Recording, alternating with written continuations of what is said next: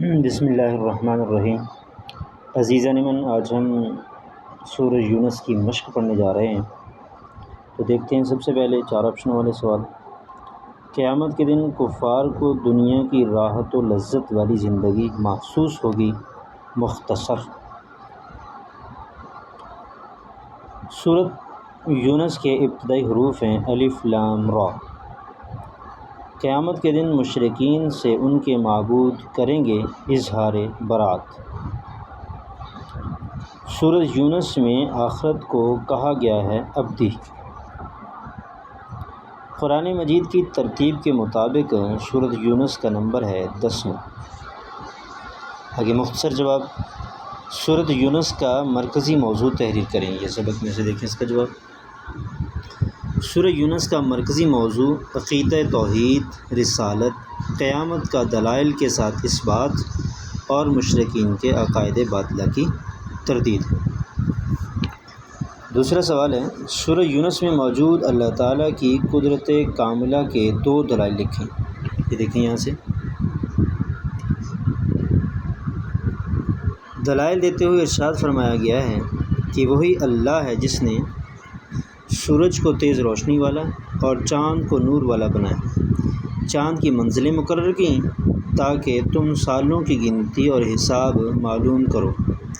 اسی طرح دن اور رات کی تخلیق اور زمین و آسمان اور جو کچھ ان میں موجود ہے، ان سب کی تخلیق میں اللہ تعالیٰ نے بے شمار نشانیاں رکھی ہیں۔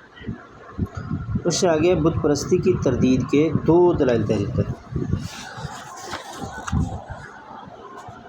بت پرستی کی تردید کے دلائل ذکر کیے گئے ہیں کہ یہ کفار بھی جانتے ہیں کہ رزق دینے والا، کانوں اور آنکھوں کا مالک، زندہ کو مردہ سے اور مردہ کو زندہ سے نکالنے والا اور ہر امر کی تدبیر کرنے والا صرف اللہ تعالیٰ ہے۔ اس کے باوجود یہ اللہ تعالیٰ سے نہیں ڈرتے اور اس کے ساتھ شریک ٹھہراتے ہیں۔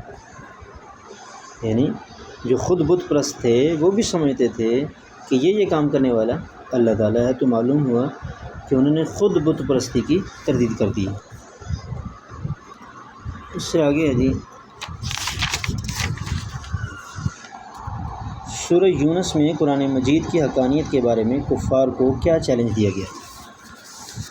تو چیلنج یہ دیا گیا تھا کہ قرآن مجید کی حقانیت بیان کی گئی ہے کہ یہ قرآن مجید کوئی من گھڑت کتاب نہیں ہے۔